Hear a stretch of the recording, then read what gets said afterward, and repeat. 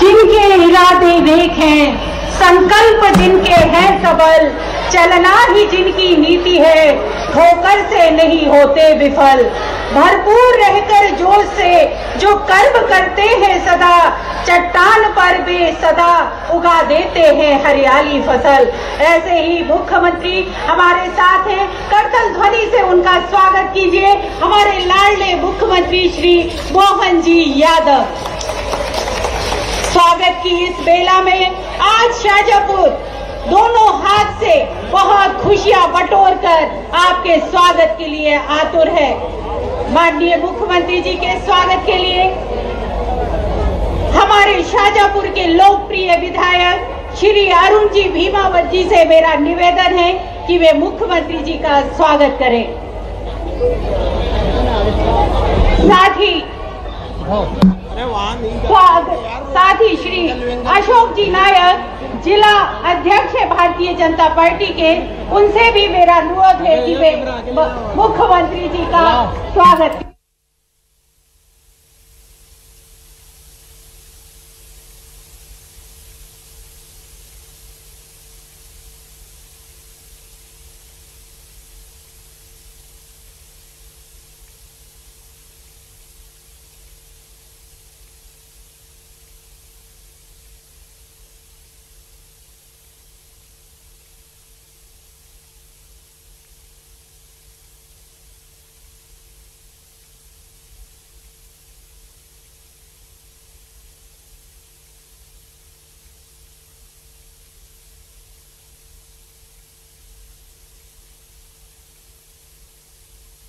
आपको दिखा रहे हैं और यहाँ पर राखी बांधते हुए बहनें सीएम मोहन यादव को, यह तस्वीरें शाजापुर से हम आपको दिखा रहे हैं।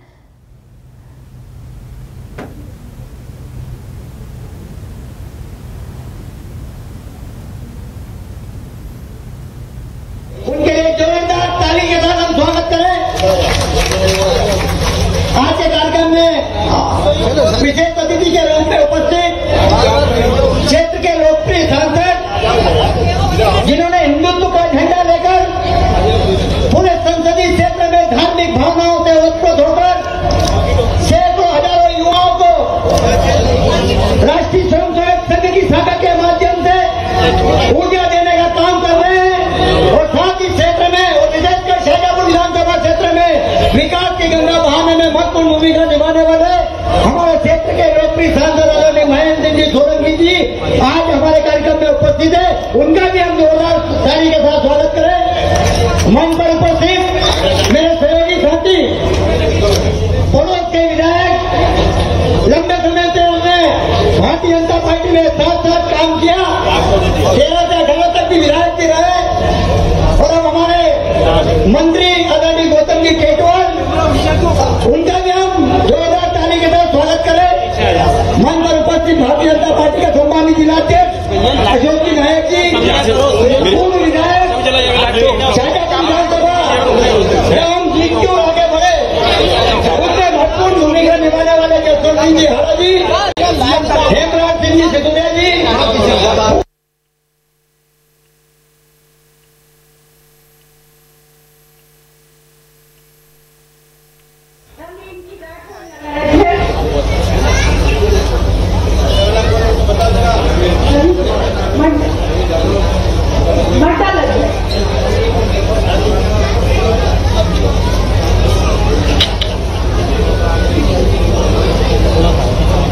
धन्यवाद। मेरे सभी सम्मानित मंचा से जो अतिथि हैं उनके स्वागत के लिए बड़े सम्मान के साथ हमारे मंडल अध्यक्ष जी निकले हैं, उनसे निवेदन है कृपया समस्त अतिथियों का स्वागत कृपया करें। मंडल अध्यक्ष सभी सम्मानित मंडल से सम्मानित अतिथियों का स्वागत करेंगे। लाडली बहने द्वारा माननीय मुख्यमंत्री जी, ये हमारे नगर पालिका अध्यक्ष जी श्री प्रेम जी जैन साहब माननीय मुख्यमंत्री जी का स्वागत कर रहे हैं।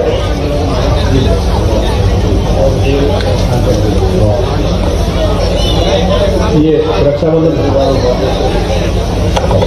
उपाध्यक्ष श्री संतोष जोशी जी से निवेदन है कि कृपया मुख्यमंत्री जी का स्वागत करें। लाडली बहनों द्वारा माननीय मुख्यमंत्री जी को राखी भेंट और रक्षा सूत्र बांधने के लिए दीदियों के द्वारा माननीय मध्य प्रदेश के यशस्वी मुख्यमंत्री जी को रक्षा सूत्र और रक्षा बंधन का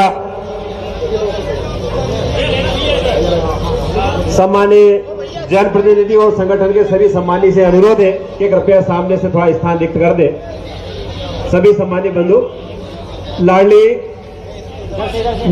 बहनाओं द्वारा मध्य प्रदेश के यशस्वी मुख्यमंत्री मां राजराजेश्वर की पावन नगरी में आज पधारे हैं। जोरदार तालियों से माननीय मुख्यमंत्री जी, मध्य प्रदेश शासन और आयुष विभाग कौशल विकास के सम्मानित राज्य मंत्री जी टेटवाल जी, माननीय सांसद जी और माननीय विधायक जी श्री अरुण भीमावत जी, घनश्याम जी चंद्रवंशी जी, रक्षा बंधन का ये पावन व्यवहार माननीय मुख्यमंत्री जी ने अभिवादन स्वीकार किया। सभी बहनों को जोरदार बहनों का तालियां और बहनों से अनुरोध है कि माननीय मुख्यमंत्री, हाँ इधर से निकलते जाए और बहने कृपया निकलते और बहनों से अनुरोध है, जो हमारी बहनें हैं माननीय मुख्यमंत्री जी को रक्षा सूत्र बांधेंगे। मालवा की पावन परंपरा है और श्रावण का महीना है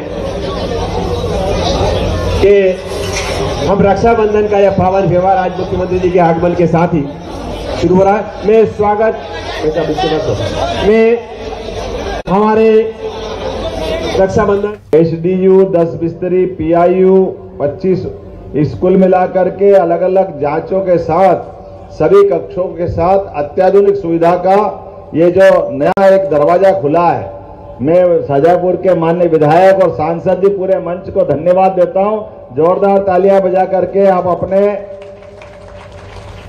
शाजापुर के अंदर लगातार विकास की जितनी संभावना थी उन सारी चीजों में एक के बाद एक हमारे लिए, अभी आपने बड़ी बात कही नहीं, मैं बता देता हूं हमारे यहाँ नर्मदा की पाइपलाइन भी आ रही। जोरदार तालियां नर्मदे महारानी की। और उससे बढ़कर पार्वती काली सिंह चंबल योजना के माध्यम से यशस्वी प्रधानमंत्री के आशीर्वाद से ये राजस्थान और मध्य प्रदेश की दोनों सीमाओं के बीच लगभग 20 साल पुरानी योजना थी। मैं पार्टी की बात नहीं करता हूं, लेकिन जब ये बात आएगी तो सत्य तो सामने आएगा ही। ये पानी का लाभ यहाँ के किसान आज से 20 साल पहले ले सकते थे, उनकी सारी जिंदगी बदलती, लेकिन दुर्भाग्य के साथ कहना पड़ रहा है इस संबंध में कुछ नहीं किया गया। कभी हमारे द्वारा यहाँ जब भी सरकार से प्रस्ताव जाता येन केन प्रकारेण वो सरकार टाल देती। जब हमारी सरकार वहां बन गई, यहाँ सरकार कांग्रेस की, तो ये टाल देते थे। लेकिन आज जब हमने आगे बढ़ करके इस चुनाव के बाद आगे बढ़े तो दोनों तरफ से लगभग 13 जिले हमारे श्योपुर, मुरैना, ग्वालियर, गुना, शिवपुरी, राजगढ़, शाजापुर, आगर, उज्जैन, यहाँ तक कि पीने के पानी और बाकी चीजों की सप्लाई के लिए इंडस्ट्रियल बेल्ट में लगभग 13 जिलों के अंदर ये पूरा लाभ मिलेगा। अभी आप कह रहे हैं कि प्याज की मंडी है, मेरा तो ऐसा मानना है कि आप तो जितनी भी प्रकार की सिंचाई की सुविधा वाली खेतों में फसल हो सकती है, सबका प्लान बनाओ, सब दूर 24 घंटे पानी और 24 घंटे बिजली शाजापुर में मिला करेगी। ये प्रबंधन हमारी सरकार के द्वारा किया जा रहा है। किसानों की जिंदगी अच्छी करने के लिए ही तो सरकार बनती है। सरकार क्यों नहीं बनना चाहिए? और सरकार बनने के बाद खास करके ये अंचल तो अपनी मेहनत के लिए जाने जाते हैं, अपने पुरुषार्थ पराक्रम से आलू प्याज पूरे देश के लोग अगर कहीं खरीदने आते हैं तो शाजापुर जिले के अंदर आते हैं। और शाजापुर में अभी आपने फूड इंडस्ट्री की बात नहीं की है, अभी रह गया है, कोई बात नहीं, मैं वैसे देने की घोषणा करता हूं। शाजापुर के अंदर फूड इंडस्ट्री खुलेगी जिसके माध्यम से यहाँ के उत्पादन पे खास करके कृषि आधारित अपनी फसलों के लिए प्रॉपर लोगों को उनकी कीमत भी मिलेगी और हमारे द्वारा देश के माध्यम से विदेश में भी यहाँ की जो प्रोडक्ट बनेंगे उसका निर्यात करेंगे। सरकार बनने के बाद हमने लगातार प्रयास किया है कि हमारे अपने किसानों ने तो मेहनत करके उत्पादन में उत्पादकता बहुत अच्छी बढ़ाई है, लेकिन बाद का काम सरकार का है और रोजगार के लिए जब तक उद्योग धंधे नहीं बढ़ेंगे तब तक प्रदेश की प्रगति में कहीं अधूरापन रहेगा। एग्रीकल्चर ग्रोथ रेट तो हमारी बहुत अच्छी हो गई, लेकिन इंडस्ट्रियल ग्रोथ रेट भी चाहिए। जब तक कृषि आधारित हमारे सभी प्रकार के उत्पाद, सभी प्रकार के कॉटन आधारित उत्पाद जो भी हो सकते हैं, सब में लगातार सरकार के माध्यम से प्रयास कर रहे हैं। मैं पिछले समय कोयम्बटूर गया था तमिलनाडु के अंदर, और वहां के भी उद्योगपतियों से कहा कि आप हमारे मध्य प्रदेश आइए। अभी 7 और 8 तारीख को बेंगलोर जाने वाला हूं। आने वाले समय में खास करके भविष्य में जो ये जिस प्रकार का निवेश आ रहा है, उज्जैन की समिट रीजनल की थी जिसमें हमने अपने संभाग के अंदर साथ साथ पूरे प्रदेश के अंदर उद्योग धंधों को स्थापित करने की बात कही है, लेकिन आज समय लंबा लग जाएगा।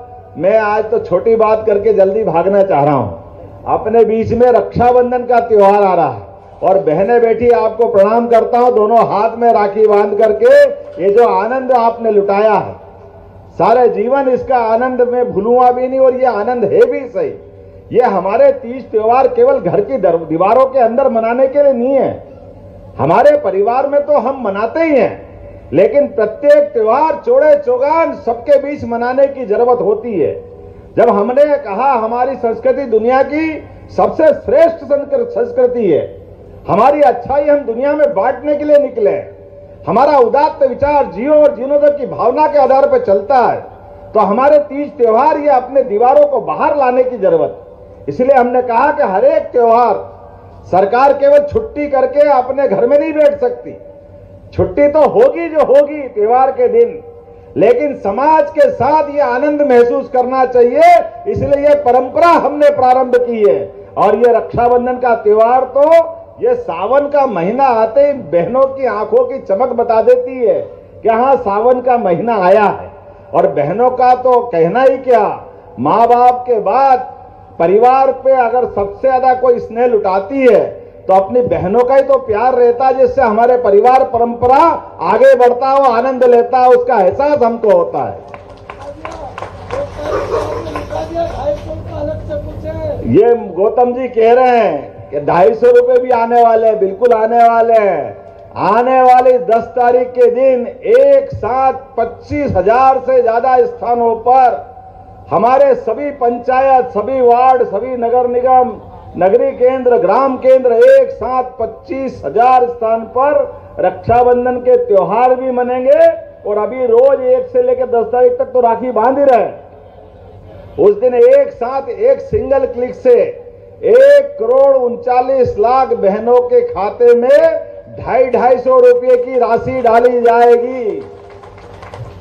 ये 250 रुपये की राशि नहीं है, ये बहनों के प्रति, नारी सशक्तिकरण के प्रति सरकार की दृढ़ इच्छा शक्ति का प्रतीक है। हमारी बहनों को पैसे की कीमत मालूम है। भाई तो और उड़ा देते, कुछ भी कर लेते हैं, लेकिन बहन से अगर 5 पैसे भी खर्चा होते हैं तो 100 बार सोचती है और 1 बार खर्चा करती है। ये उनका अपना चरित्र है और ये उनकी अच्छाई है। उनके द्वारा उनके हाथ में दिया हुआ पैसा 1-1 रुपया बोल बोल के लगता है, उसका एहसास होता है सच्चे अर्थों में। तो बहनों का जो योगदान भारतीय संस्कृति में वो कोई छिपा नहीं है। इसलिए हमारे देश के लिए तो हमने मातृ संस्था से जोड़कर देश की कल्पना की है। इसलिए हम कहते हैं भारत माता की, क्योंकि हमने मातृ सत्ता की महत्ता को स्वीकार किया। हमने नवग्रह में भी पृथ्वी को वसुंधरा माना है, माता माना है। हमने अपना जीवंत प्रमाण आपस से जोड़ करके देखना चाहा है। इसलिए प्रत्येक त्योहार, और हाँ हम तो डंके की चोट कहते हैं, क्या संक्रांति का आनंद आता है। संक्रांति भी केवल भाई गिल्ली डंडे और पतंग उड़ाने में नहीं लगाते, हमारी बहनें सही अर्थ में संक्रांत मनाती है। बहनों के सुहाग का सामान बांट करके बहनें जो जिसकी सोई जैसी है वो वैसे आनंद मनाती। तो संक्रांति का भी 7 दिन का हमने पूरा उत्सव मनाया। बाद में गुड़ी पड़वा मनाया। और विश्वविद्यालय के कुलपति, हमने कहा कुलपति ये शब्द हमारा नहीं है, हमारा तो कुलगुरु होना चाहिए और सरकार ने विश्वविद्यालय के कुलपतियों का नाम कुलगुरु बदल के रख दिया है। गुरु परंपरा ये हमारी प्राचीन काल की परंपरा है और गुरु का अर्थ ही है कि अंधेरे से प्रकाश की ओर ले जाने वाले जिस व्यक्ति का नाम उसको गुरु के नाते से जाना जाता है। हमारी संस्कृति इसलिए विश्व गुरु के नाते से दुनिया में जानी जाती। हमने किसी देश पे कब्जा करने का कभी हमारा इतिहास नहीं है, लेकिन हमारी अच्छाई बांटने का इतिहास है। इसलिए हजारों साल पहले तक्षशिला, नालंदा, एक से बढ़कर एक विश्वविद्यालय मानवता की स्थापना के लिए जाने जाते थे। 5000 साल पहले उज्जैन में भगवान कृष्ण ने कंस को मारने के बाद शिक्षा ग्रहण करने का अवसर मध्य प्रदेश को दिया था। यह उदात्त संस्कृति हमको अपने त्योहारों के पास ले जाती है। तो गुरु पूर्णिमा के बाद रक्षाबंधन का उत्सव और 10 तारीख को 250 रुपए मिलेंगे और 1250 तो जो मिल रहा मिलना ही है, ये दोनों मिला के 1500 होंगे और उसके माध्यम से बहन कोई कपड़े खरीदेगी, कोई मिठाई लेगी, कोई राखी लेगी। आप 19 तारीख को जब अपने सगे भाई को राखी बांधोगे तो समझ लूंगा मुझे अपने मस्तक पे तिलक लग गया। ये आनंद आप सब दे दोगे। ये आनंद हमारा लगातार चलते रहना चाहिए। नारी सशक्तिकरण की दिशा में यशस्वी प्रधानमंत्री का जोरदार ताली बजाकर अभिनंदन करो, जिनके माध्यम से आजादी के बाद पहली बार हमारी 33% के आधार पर सांसद, विधायक भैया खतरे में रहेंगे अगले चुनाव में, मुझे मालूम है। बहनों का हक अगर इस आजादी के बाद किसी प्रधानमंत्री ने दिया है तो उनका नाम है यशस्वी प्रधानमंत्री श्रीमान नरेंद्र मोदी, जिन्होंने इस बात को रेखांकित किया है कि दुनिया का सबसे बड़ा लोकतंत्र और लोकतंत्र का पावन मंदिर हमारे अपने राज्यसभा, लोकसभा, विधानसभा, तो इसमें बहनों का प्रतिनिधित्व क्यों नहीं होना चाहिए। इसलिए डंके की चोट उन्होंने अमेंडमेंट करके निकाला है। मुझे मालूम है कई लोगों के पेट दुख रहे हैं विरोधियों के, वो जो मर्जी करे, लेकिन ऐसी अच्छाइयों की श्रृंखला श्रीमान नरेंद्र मोदी लगातार करते रहते हैं। हमें इस बात की प्रसन्नता है। उनके नेतृत्व में पहली बार आदिवासी अंचल की बहन को राष्ट्रपति बना करके जोरदार अभिनंदन करो। हमारी बहन राष्ट्रपति द्रौपदी मुर्मू पहली बार दुनिया के सबसे बड़े लोकतंत्र के सबसे बड़े पद तक पहुंचाने का अगर किसी ने निर्णय किया, उनका नाम श्रीमान नरेंद्र मोदी जी है। ऐसी कई सारी बातें मैं बता सकता हूं, लेकिन आज समय की थोड़ी कमी है। लेकिन फिर भी विधायक जी ने कहा है कि मक्सी तहसील बनना चाहिए। अभी इनसे कहा कि यार अभी तो 8 ही महीने हुए सरकार बने, पूरे 5 साल आता रहूंगा, जल्दी मत करो। अभी जितनी बार बुलाओगे उतनी बार आऊंगा और जितनी बार आऊंगा उतनी बार कुछ न कुछ देना पड़ेगा। लेकिन आज आपने शुरुआत की है, निश्चित रूप से मक्सी को तहसील बनाने की घोषणा की जाती है। और आगे जितने विकास के मामले में हमने कहा कि प्रत्येक विधायक अपनी विधानसभा का विकास का मॉडल बनाएं। वो जो जो सोचेंगे वो सब हम देंगे और जो नहीं सोचेंगे वो भी देने वाले हैं, क्योंकि विकास के मामले में सरकार ने निर्णय किया है कि हमारा अपना जीडीपी बढ़ाना है। तो हमारा बजट भी हमने कहा कि अभी 3.5 लाख करोड़ का था, इसको बदल करके 5 साल के अंदर 7 लाख करोड़ का हमारा अपना बजट होने वाला है। इसलिए विकास के सारे मामलों में लगातार आगे बढ़ते हुए अपने प्रदेश को देश का सबसे अच्छा प्रदेश बनाना है। आज के इस अवसर पर, इस लोकार्पण के अवसर पर मैं आपको बधाई देना चाहता हूं। बहुत बहुत धन्यवाद। भारत माता की जय। धन्यवाद माननीय मुख्यमंत्री जी। और अब बारी है आपकी योजनाओं से जो लाभान्वित होते हैं